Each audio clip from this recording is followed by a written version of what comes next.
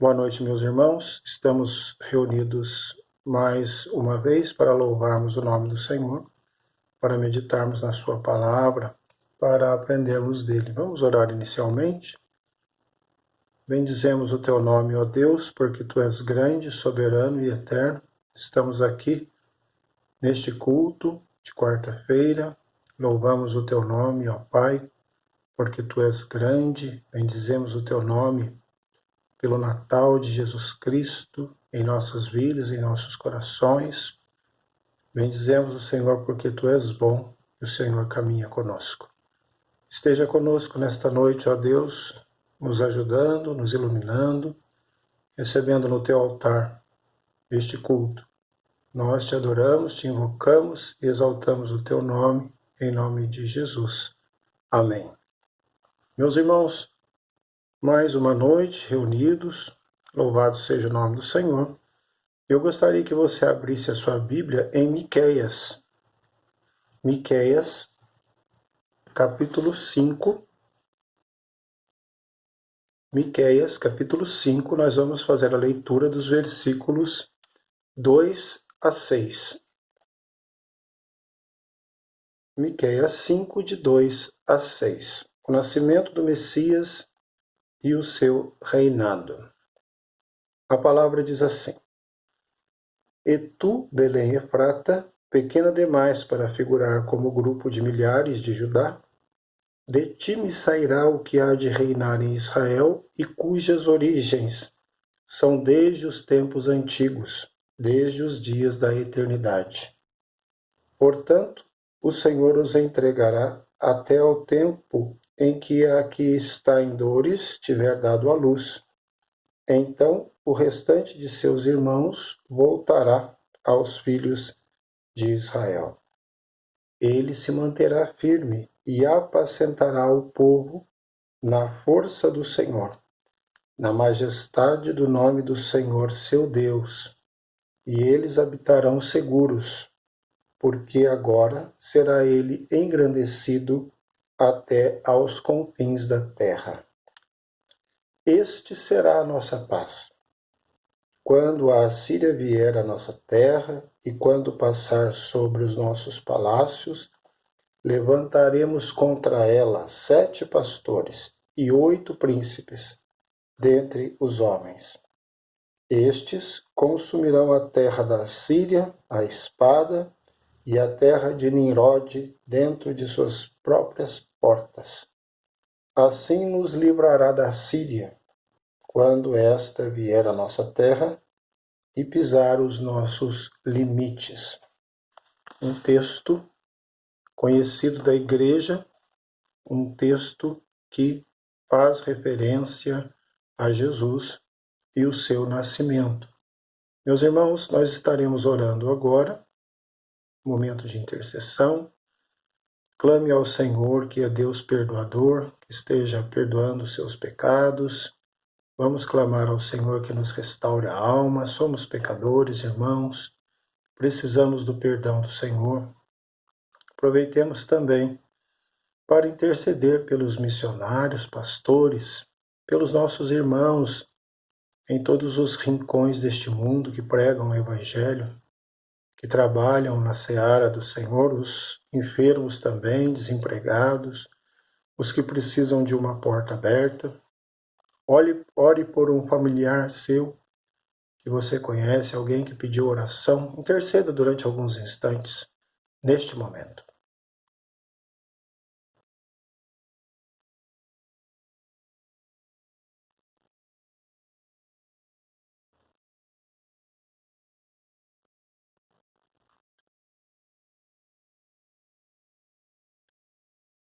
Senhor nosso Pai, nós sabemos que o Senhor está conosco e o Senhor ouve as nossas orações. Atenda, Senhor, as petições do teu povo, os clamores da tua igreja, a intercessão dos seus filhos, ó Deus, dos teus servos, que pedem perdão pelos pecados. Somos fracos, ó Deus, tenha misericórdia de nós. Que clamam, Senhor, pelos enfermos, pelos desempregados, pelos familiares, que precisam de uma restauração, Senhor, que precisam, ó Deus, de uma cura. de uma nova vida, Senhor, uma nova caminhada diante do Senhor. Ouça, Senhor, as petições, os clamores, as intercessões que fazemos diante de Ti, pois nós não oramos e não Te glorificamos pelos nossos méritos, mas pelos méritos de Jesus, o nosso eterno Salvador. Oramos assim no nome dele. Amém. Meus irmãos, nós estaremos agora abrindo as nossas Bíblias em Lucas. Convido você a abrir em Lucas, capítulo 2. Lucas, capítulo 2, versículos de 1 a 7. Lucas 2, de 1 a 7. Naqueles dias foi publicado um decreto de César Augusto, convocando toda a população do império para recensear-se. O primeiro recenseamento, foi feito quando Quirino era governador da Síria. Todos iam alistar-se, cada um à sua própria cidade. José também subiu da Galiléia, da cidade de Nazaré, para a Judéia, a cidade de Davi, chamada Belém, por ser ele da casa e família de Davi, a fim de alistar-se com Maria, sua esposa, que estava grávida. Estando eles ali, aconteceu completarem-se-lhe os dias, e ela deu à luz o seu filho primogênito, enfaixou-o e o deitou numa manjedoura, porque não havia lugar para eles na hospedaria. Até o versículo 7, Lucas 2, de 1 a 7, meus irmãos. Um texto básico para a nossa breve meditação nesta noite. Vamos orar mais uma vez? Nós te adoramos, ó Deus, pela tua palavra, bendizemos o teu nome pelas tuas verdades. Clamamos ao Senhor que o Senhor esteja falando conosco, o Senhor esteja nos dirigindo e nos iluminando na força do teu Santo Espírito, perdoando-nos, ajudando-nos, pois nós precisamos da tua palavra, que é o alimento da nossa alma. Oramos assim em nome de Jesus. Amém. Meus irmãos, texto de Miqueias que lemos primeiramente, nós vemos que houve ali a profecia que Cristo deveria nascer em Belém da Judéia. O profeta profetizou assim. Está escrito lá no versículo 2 de Miqueias: E tu, Belém Efrata, pequena demais para figurar como grupo de milhares de Judá, de ti me sairá o que há de reinar em Israel, e cujas origens são desde os tempos antigos, desde os dias da eternidade. Meus irmãos, significativo esse versículo, ele nos aponta tanto a humanidade, a humildade de Cristo, como a sua divindade, a sua soberania, aquele que é desde os tempos antigos, desde os dias da eternidade, viria numa cidade pequena, pequena demais, né?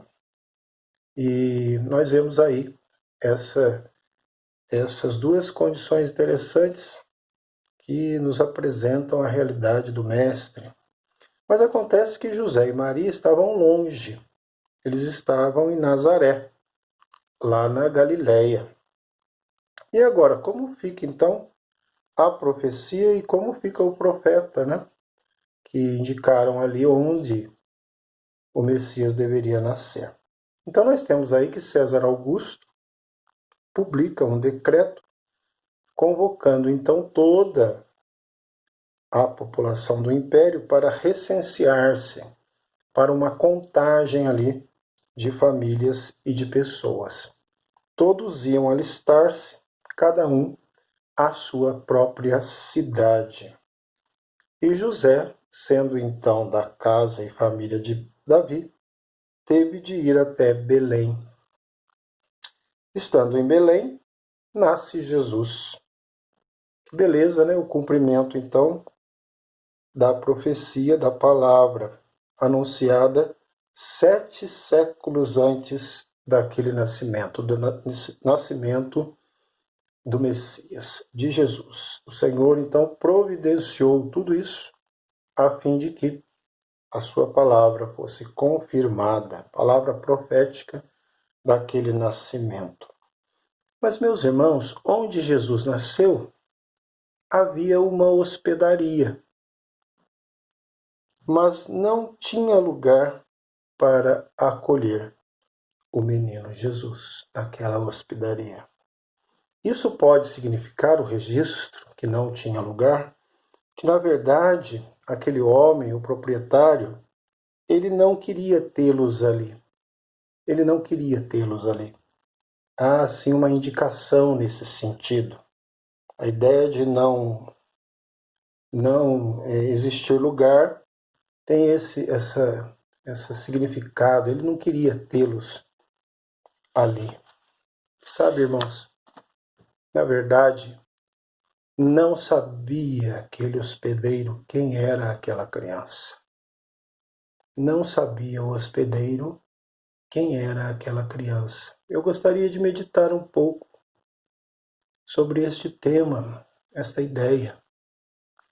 Não sabia o hospedeiro quem era aquela criança. Ah, se ele soubesse quem estava ali buscando abrigo. Ah, se ele soubesse. É verdade que outros também não sabiam. Tantas pessoas ali, tantas pessoas cruzaram com aquela família, e muitos também não sabiam quem ele era. Por outro lado, irmãos, nós podemos ver que outros tantos sabiam quem era Jesus, quem era aquela criança, e todo aquele mistério que cercava o seu nascimento e a sua vinda. Nós podemos destacar alguns que sabiam daquela criança e daquele mistério. Por exemplo, João Batista. João Batista, antes de nascer, sabia quem era Jesus. Ele estava ali na barriga de sua mãe Isabel, com 6 meses, e nós lemos que quando Maria visitou Isabel, os irmãos e as irmãs conhecem bem a história, Isabel disse: pois logo que me chegou aos ouvidos a voz da tua saudação, a saudação de Maria, né? A criança, João Batista, estremeceu de alegria dentro de mim. Ela disse isso. João, então, estremeceu de alegria dentro ali do ventre de Isabel. Ele sabia quem estava no ventre de Maria. E quanto ao hospedeiro? Jesus estava ali tão próximo, tão perto dele, mas ele não sabia. Não fazia a menor ideia de quem ali estava. Deve ter tratado até com uma certa frieza, com indiferença. Meus irmãos, os magos de tão longe também sabiam. Nós vemos do registro de Mateus, eles sabiam quem era aquela criança, aquele menino. Qual pista que eles tinham? Seus estudos e uma estrela. Uma estrela. Há o registro lá em Mateus que eles dizem: vimos a sua estrela e viemos para adorá-lo. Eles não vieram, irmãos, adorar a Herodes. Não. Eles não vieram adorar a José. Não vieram adorar a Maria, tampouco a estrela. Mas eles prostraram-se e adoraram a Jesus. Eles adoraram a Jesus. E o texto de Mateus nos diz que eles, abrindo os seus tesouros, entregaram-lhe as suas ofertas. Aquela adoração ali incluía presentes significativos, irmãos. O ouro simbolizando a realeza, o incenso simbolizando a divindade e a mirra simbolizando ali o sacrifício. E quanto ao hospedeiro, o que ele deu a Jesus? Nada. Deu a Jesus um não, não é? Um não. É certo que ele não tinha ouro, ele não tinha incenso, ele não tinha mirra, mas ele tinha uma hospedaria. Ele tinha uma hospedaria. E não ofereceu pousada para Jesus, para os seus pais.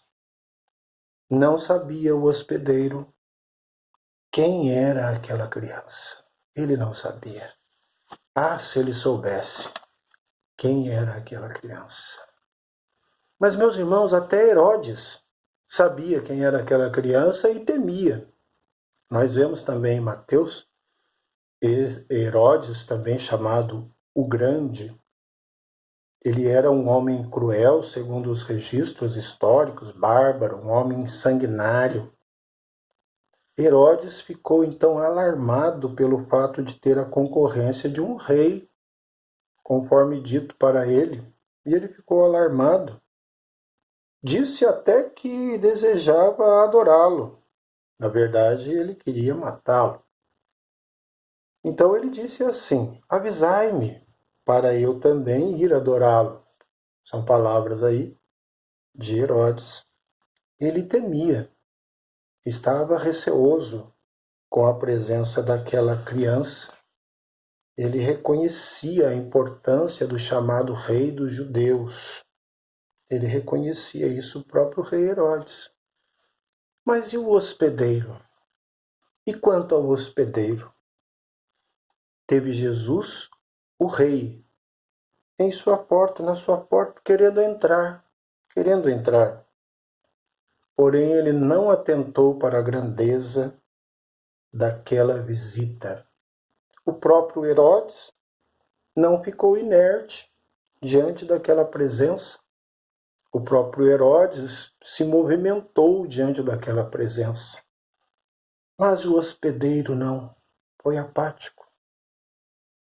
Não sabia o hospedeiro quem era aquela criança. Ele não sabia. Ah, se ele soubesse! Ah, se ele soubesse! Quem era aquele pequenino? Diante disso, irmãos, é possível delinear algumas considerações para a nossa edificação.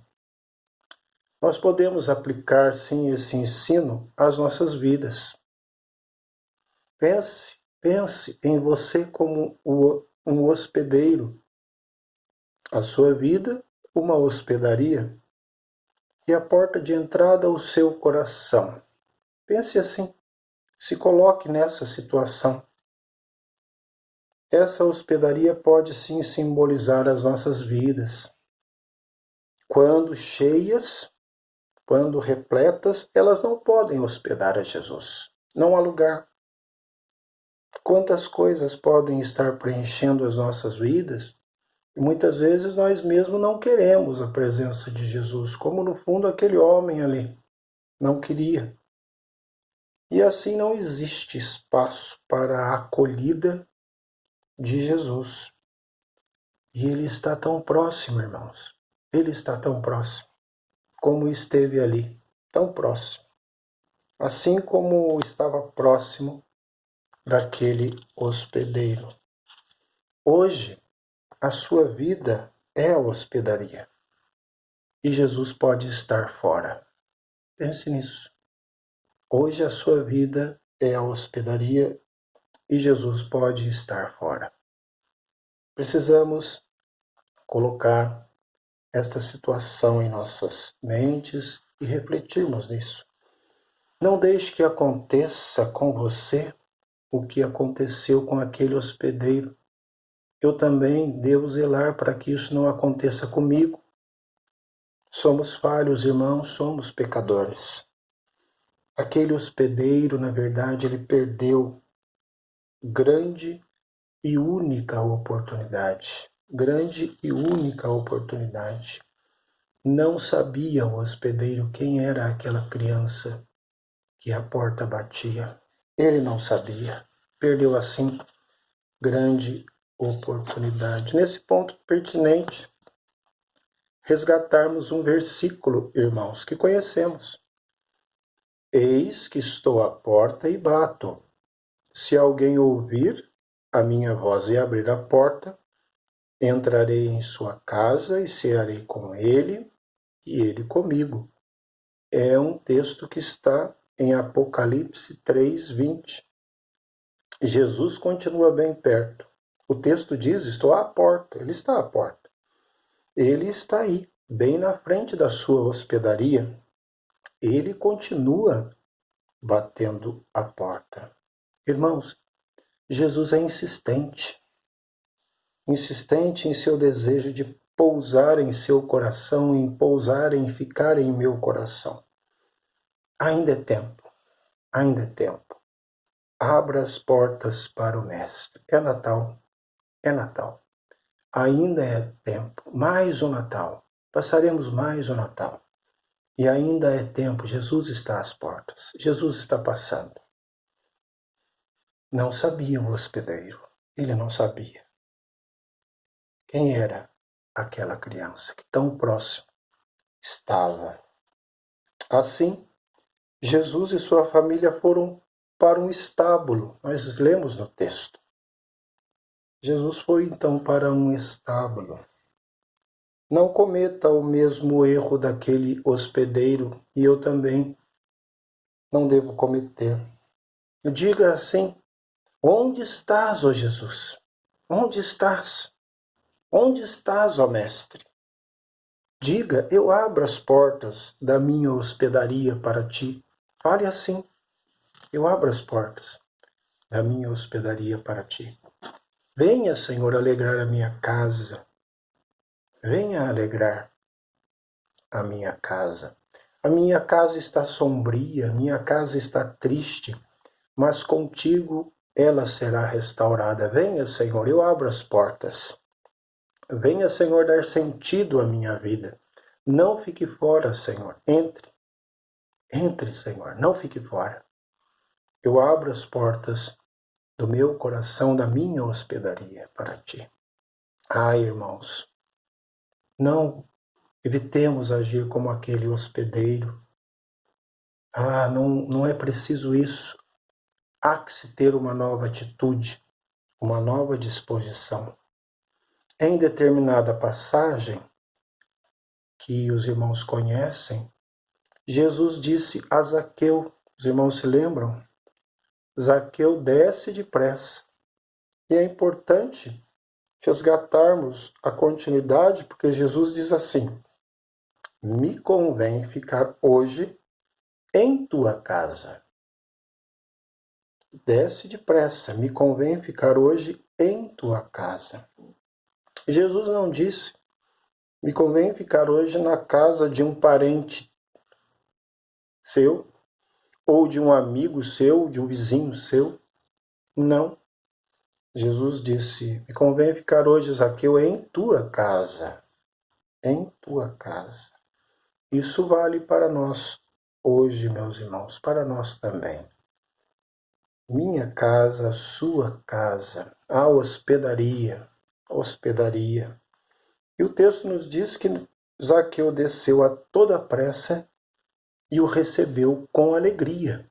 Com alegria. Que contraponto interessante que nós vemos entre Zaqueu e o hospedeiro. Zaqueu recebeu com alegria. Que reação diferente do hospedeiro, que não recebeu.